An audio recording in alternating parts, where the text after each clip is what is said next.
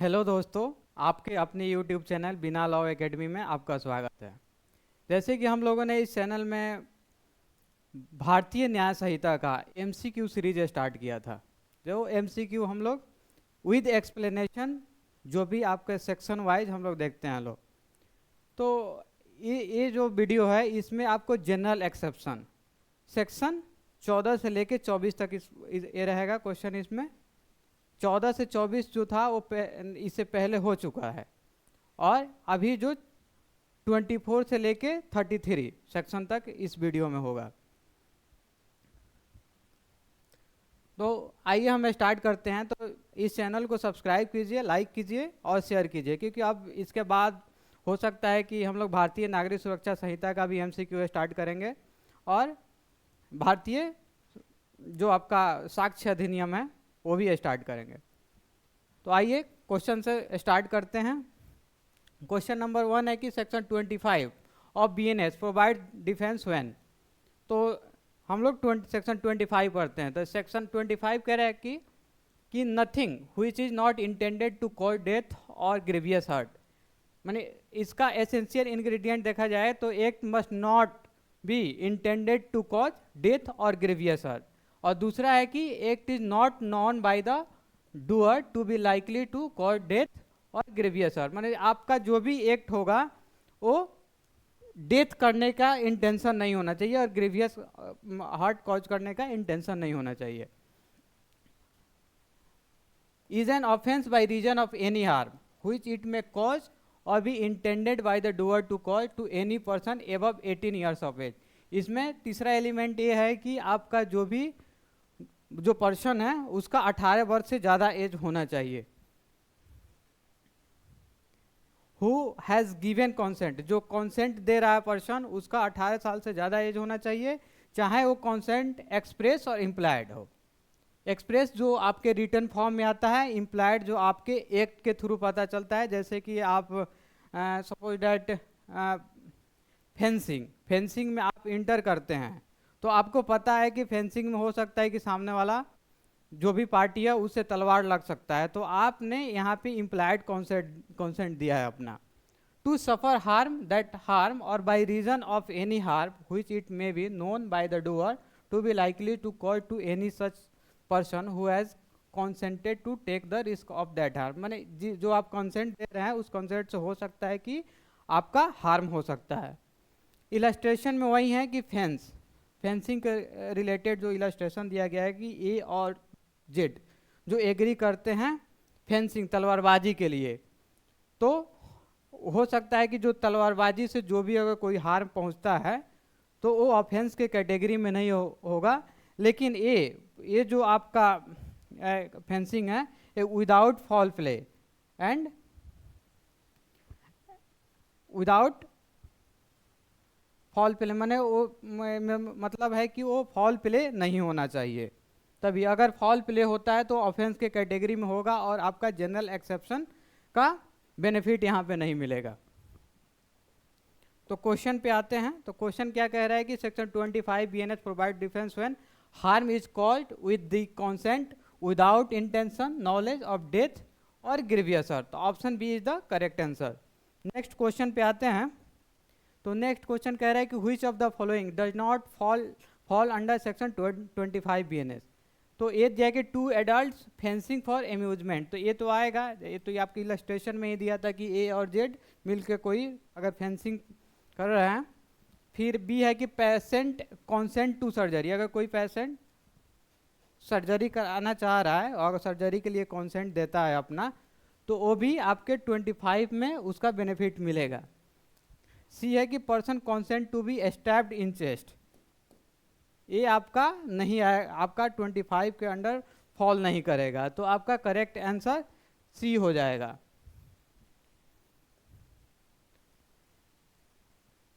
Question number 3, the principle underlying section 25 BNS is. तो जो आपका प्रिंसिपल है तो सी है वॉलेंटी नॉन फिट इंजुरिया। मैंने आप कोई भी जैसे कॉन्सेंट दे रहे हैं, आप वॉलंटरी आप कॉन्सेंट दे रहे हैं, तो उसके अगेंस्ट में अगर कोई भी अगर आपके ऊपर हार्म पहुंचता है तो वो इंजुरी के कैटेगरी में नहीं आएगा। तो ऑप्शन सी करेक्ट आंसर हो जाएगा इसका। Question number 4, A and B both aged 20 agree to play football. During the match, A accidentally injury B while playing fairly. This act fall under which section of BNS? तो section 25 का under fall होगा, क्योंकि अगर दोनों 18 से ज़्यादा है और फुटबॉल खेल के अपना इम्प्लाइड कंसेंट भी दे रहा है कि इसके अंदर अगर कोई भी इंजरी होती है तो ये ऑफेंस के कैटेगरी में नहीं आएगा। Question number 5, section 26 of BNS provides protection if. तो सेक्शन 26 पढ़ते हैं तो सेक्शन 26 कह रहा है कि nothing which is not intended to cause death is an offence by reason of any harm which it may cause और be intended by the doer to cause और be known by the doer to be likely to cause death to any person for whose benefit it is done in good faith and who has given a consent whether express or implied to suffer that harm or to take the risk of that harm। तो इसका main ingredient देखा जाए तो जो भी है कि एक must not be intended to cause death और ग्रीवियस हर्ट, ठीक है। और सेकेंड हो जाएगा कि जो act must be done for the benefit of such person, ठीक, सच पर्सन कंसेंटेड। और थर्ड हो जाएगा कि द पर्सन हु कंसेंटेड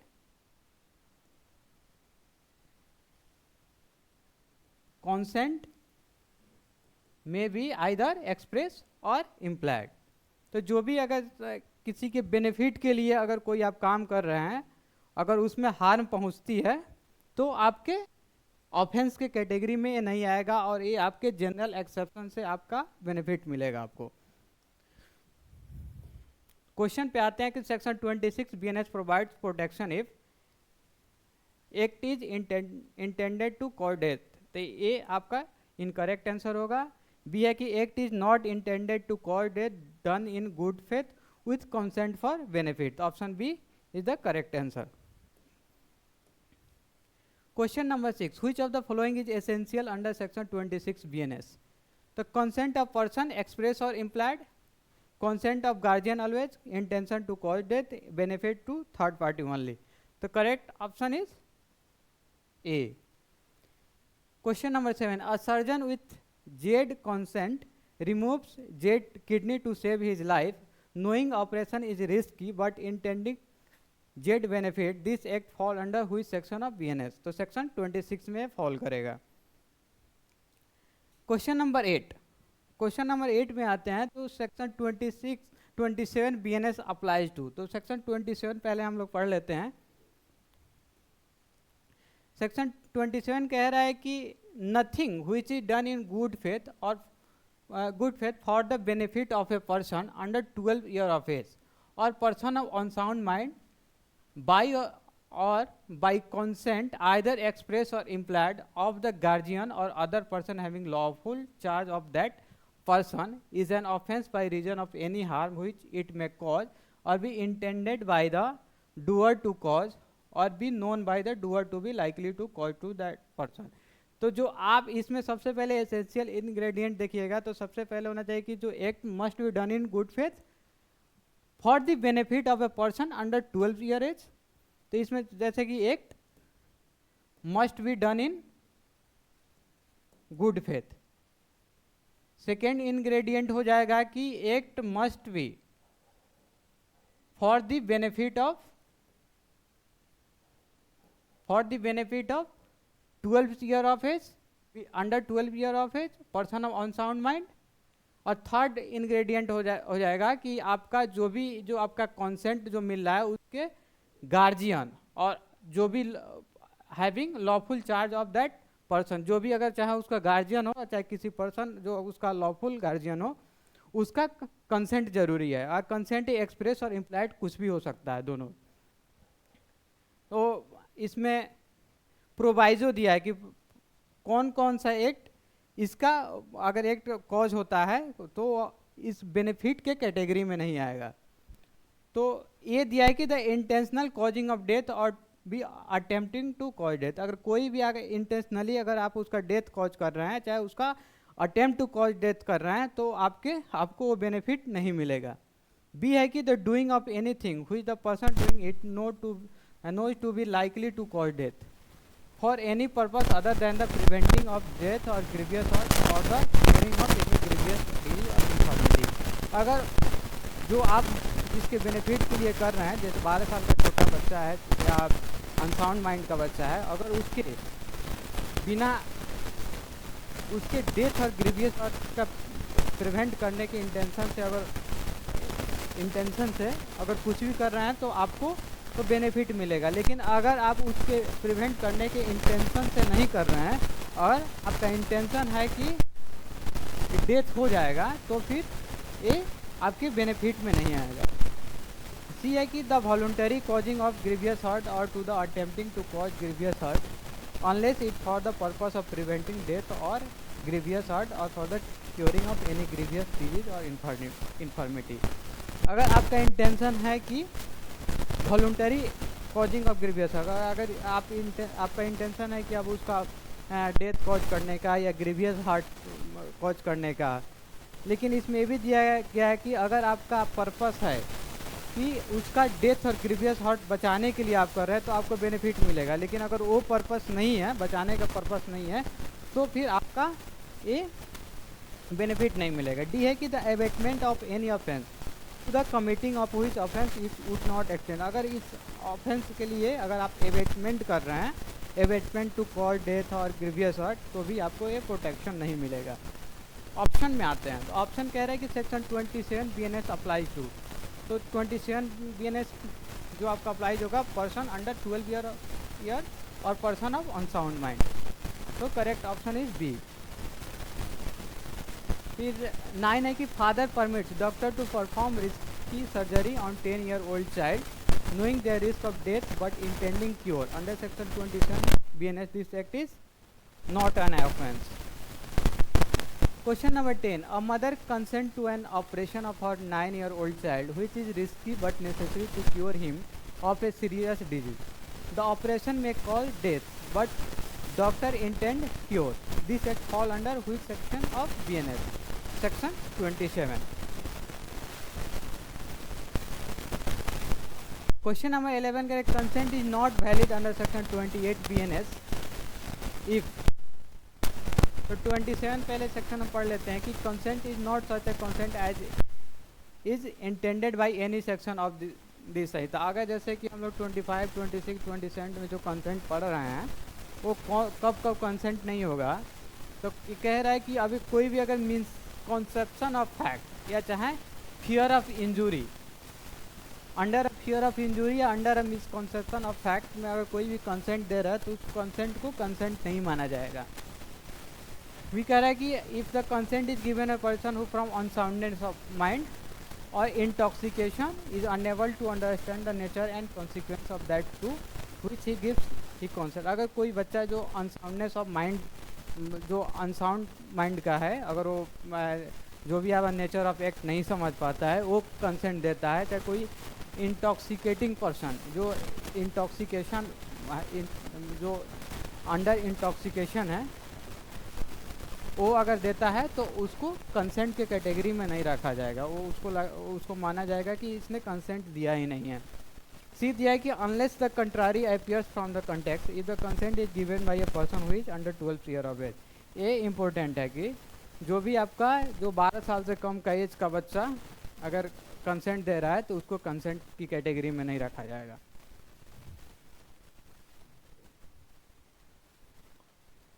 तो क्वेश्चन नंबर 11 है कि consent is not valid under section 28 BNS if given under fear of injury, given by person under 18, voluntary, given with full understanding of this, given by adult for amusement sport. तो correct option ये हो जाएगा। Question number 12. Which of the following does not amount to valid consent under section 28 BNS? तो consent obtained under misconception of fact, ये आपका valid consent नहीं होगा। 30 number question है, consent of a child under what age is generally invalid under section 28। तो आपके 12 साल के नीचे का जो भी बच्चा है अगर कंसेंट देता है तो इनवैलिड ही माना जाएगा उसको। 14 में के consent given by a person of unsound mind और intoxicated person is invalid if person is unable to understand nature and consequences of act. Correct option ये हो जाएगा। Question number 15, as threatens B with serious harm. Out of fear B consent to transfer his land. A knows consent was given due to fear. This falls under which section of BNS? तो section 28 में fall करेगा। Question number 16, which of the following is an act that cannot be justified by consent under section 29 BNS? तो 29 पढ़ते हैं। 29 कह रहा है कि the exception in section 25, 26 and 27 do not extend to act which are offence independently of any harm which they may cause और be intended to cause और be known to be likely to cause to the person giving the consent और an which behalf of the consent is given. तो जो भी आपका 25 क्या कह रहा है कि कंसेंट ऑफ एडल्ट पर्सन, जिसमें हम लोग पढ़े थे लोग कि कोई अगर 2 पर्सन है, अगर 2 पर्सन फेंसिंग कर रहा है तो वो अगर उसके बीच में कोई हार्म पहुंच जाता है तो वो आपके ऑफेंस के कैटेगरी में नहीं आएगा। तो और 26 क्या है, consent for the benefit of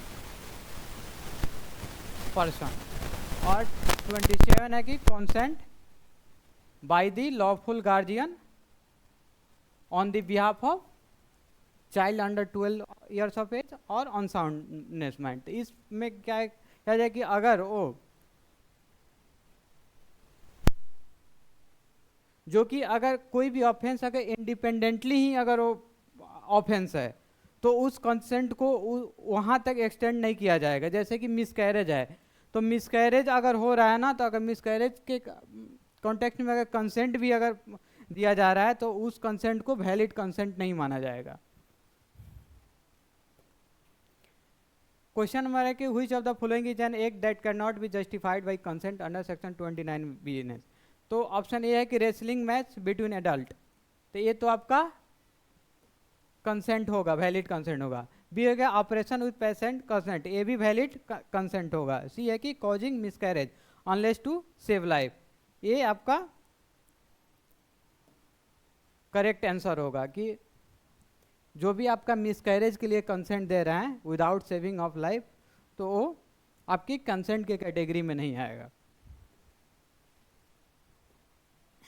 question number 17 है कि the principle of section 29 BNS is. Option number B, consent can not legalise an act which is an offence by itself. जो खुद में ही ऑफेंस है उसको आप लीगलाइज नहीं किया जा सकता है कि ये कंसेंट इसका मिला हुआ है तो इसको लीगलाइज नहीं कर सकते हैं आप। क्वेश्चन नंबर 18 है कि a doctor with women consent causes miscarriage without saving her life under section 29 BNS, this act is offence since consent does not apply. Question number 19 है कि section 13 BNS applies when. Section 30 पढ़ते हैं। Section 30 कह रहा है कि nothing is an offence by reason of any harm which it may cause to a person for which benefit it is done in good faith even without that person consent. अगर इसमें क्या है कि जो आप एक्ट कर रहे हैं ना, तो act must be cause to a person for whose benefit, माने जो भी आप एक्ट कर रहे हैं वो जिस पर्सन के लिए कर रहे हैं उसके बेनिफिट के लिए होना चाहिए और गुड फेथ में होना चाहिए, even without that person consent. ये भी हो सकता है कि वो पर्सन ने कंसेंट दिया ही नहीं हो। If the circumstances are such that it is impossible for the person to signify consent, अगर ऐसा कोई सर्कमस्टांसेज आता है कि जैसे कि उस पर्सन का पर्सन कंसेंट नहीं दे सकता है, इम्पॉसिबल है उसका कंसेंट लेना, और if that person is incapable of giving consent, अगर जैसे कोई अनसाउंडनेस ऑफ माइंड है या 12 साल का से छोटा बच्चा है, अगर वो इनकेपेबल है कंसेंट देने के लिए, तो वहाँ पे भी ये सेक्शन अप्लाई होगा। एंड हैज़ नो गार्जियन और other person in lawful charge of him, ठीक है। अगर वहाँ पे उसका लॉफुल गार्जियन भी नहीं है, अगर सपोज कोई बच्चा अगर एक्सीडेंट से रोड पे पड़ा हुआ है, ना ही वो कंसेंट दे सकता है, ना ही उसका कोई अभी लॉफुल कोई गार्जियन है, तो ये सेक्शन उसी में फॉल करेगा। Whom it is possible to obtain consent in time for the time to done with benefit. Proviso में दिया कि प्रोवाइजो में देखते हैं कि the intention causing of death और the attempting to cause death, but ये जो है ये सेक्शन जहाँ पे आपका इंटेंशन है डेथ कमिट करने का, ग्रीवियस हर्ट कमिट करने का, तो वहाँ पे अप्लाई नहीं करेगा। बी है कि the doing of anything which the person doing it know to be likely to cause death for any purpose other than the preventing of death और ग्रीवियस हर्ट और the curing of any grievous disease और infirmity. अगर आपका intention है, आपको लगता है कि उसका डेथ हो जाएगा, और लेकिन इसमें क्या है कि अगर उस आपका पर्पस है कि उस बच्चे को बचाना है, बच्चे को बचाना, अगर उसका बीमारी को क्योर करना है या इन्फॉर्मिटी से बचाने का अगर पर्पस है आपका, ठीक है, तो यहाँ पे आपको बेनिफिट मिल जाएगा। लेकिन अगर आपका पर्पस नहीं है, अगर आप जानते हुए भी अगर उसका डेथ कॉज कर रहे हैं, तो आप पे ये सेक्शन अप्लाई नहीं होगा। सब सेक्शन सी है कि the voluntary causing of hurt और to the attempting to cause hurt for any purpose other than the preventing of death और हर्ट। और कोई ऐसा आप वॉलंटरी अगर उसका हार्ट कॉज कर रहे हैं या अटेम्प्ट कर रहे हैं हार्ट कॉज करने के लिए, तो तब भी ये प्रोवाइजो क्लॉज में आएगा, इस पे ये सेक्शन अप्लाई नहीं करेगा। लेकिन अगर आपका पर्पस है उसको बचाने का, तब तो ये सेक्शन फुलफिल करेगा, सेक्शन में फॉल करेगा। लेकिन आपका अगर पर्पस नहीं है तो फुलफिल नहीं करेगा। डी है the abetment of any offence to the committing of which offence it would not extend. अगर एबेटमेंट कर रहे हैं उस ऑफेंस का, तब भी ये प्रोवाइजो में आएगा और ये सेक्शन अप्लाई नहीं होगा। क्वेश्चन नंबर 90 का section 30 BNS applies when act is done in bad faith, गलत है। Consent is available but ignored, ये भी नहीं है। Act is done in good faith for benefit without consent when consent can not be obtained, option C हो जाएगा। 20 correct the principle underlying section 13 BNS is necessity, volenti, non fit injuria, doli incapax, res ipsa loquitur. तो option ए necessity, क्योंकि ये necessity है, consent दे ही नहीं सकता, अगर बचाना उसका जरूरी है, तो ये नेसेसिटी का प्रिंसिपल में फॉल हो जाएगा। ये वॉलेंटी नॉन फिट इंजूरिया है, जो आप वॉलंटरी कॉज कर रहे हैं, तो volenti non fit injuria section 25 में पढ़े थे लोग कि वो अपना कंसेंट दे रहा है, अपने स्वेच्छा से दे रहा है, तो सेक्शन 25 में फॉल करेगा। डॉली इनकैपेक्स सेक्शन 20 हम लोग पढ़ चुके हैं लोग, कि अगर कोई बच्चा 7 साल से लेके 7 साल के नीचे है, अंडर 7 ईयर्स, तो डॉली इनकैपेक्स के कैटेगरी में आएगा। रेस इप्सा लोकेशन कहता है कि फैक्ट स्पीक इटसेल्फ, ठीक है। तो ये टॉट का ये आपका लीगल मैक्सिम है।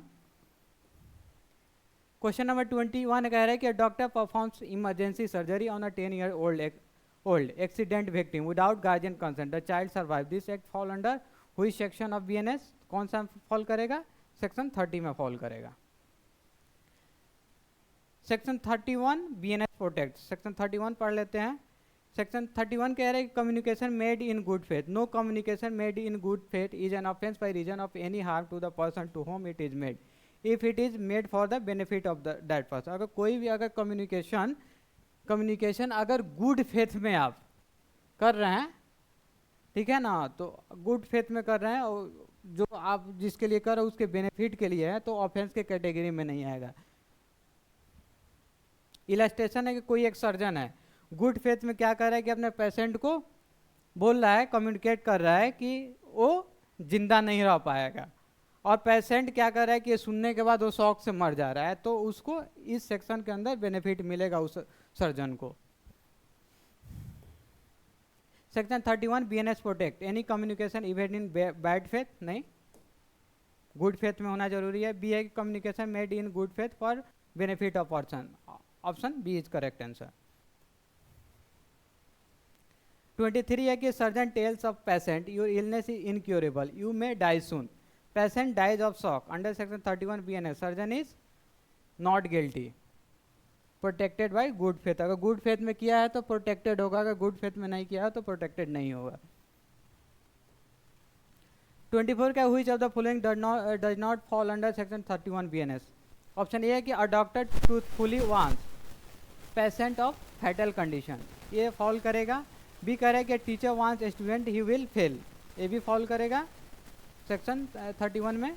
सी कह रहे कि person abuse another in anger, ये फॉल नहीं करेगा। Option correct, option C is the correct answer. 25 कह रहे कि which of the following is not protected under section 32 BNS। Section 32 BNS में कौन सेक्शन 32 पढ़ लेते हैं। सेक्शन 32 क्या कह रहता है कि एक्सेप्ट मर्डर, सबसे पहले कि इसमें मर्डर नहीं आना चाहिए, और offences against the state punishable with death.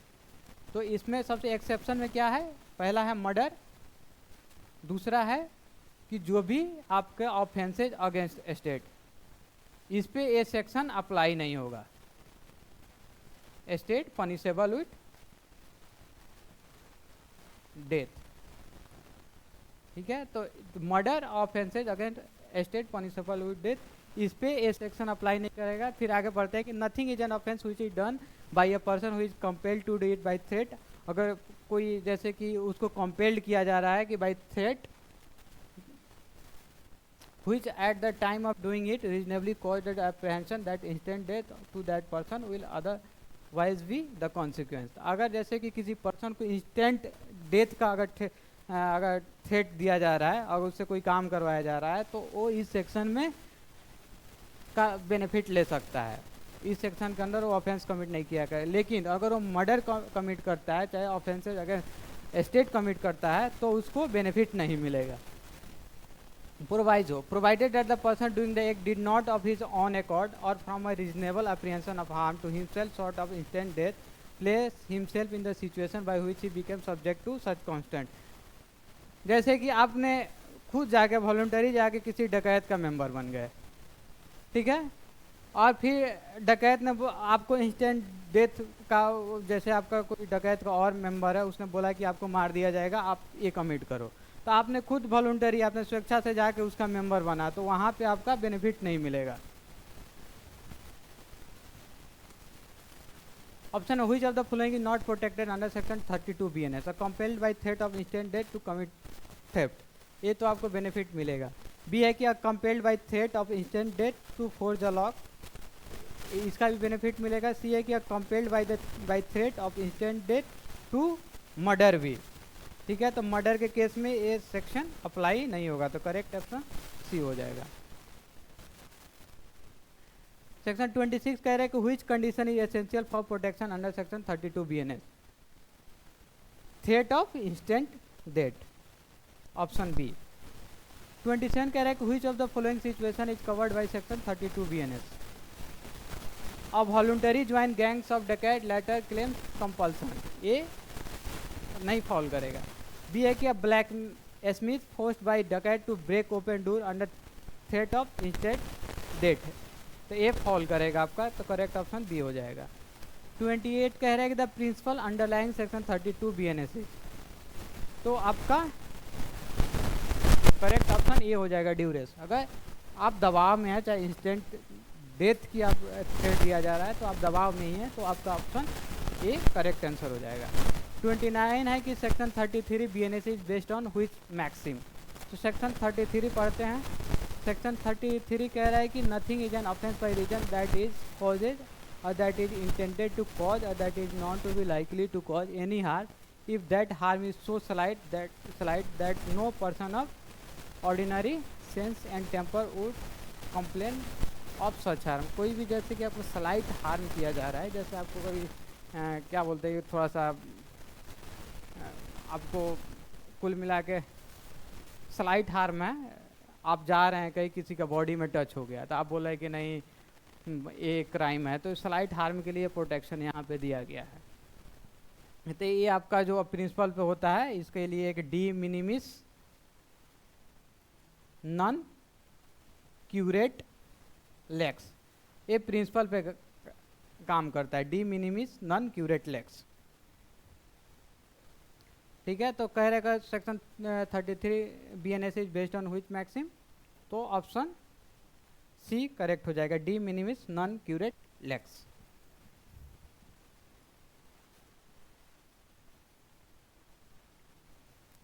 आज यहीं पे स्टॉप करते हैं, कल फिर अगले पार्ट लेके आएंगे जो आपका प्राइवेट डिफेंस से लेकर रहेगा। अगर आपको ये वीडियो अच्छा लगता हो तो इस चैनल को सब्सक्राइब कीजिए, लाइक कीजिए और शेयर कीजिए। फिर अगला बार हम लोग हो सकता है कि भारतीय नागरिक सुरक्षा संहिता भी लेकर आए, भारतीय साक्ष्य अधिनियम भी लेकर आए। तो ऐसे ही चैनल को सब्सक्राइब करते रहिए।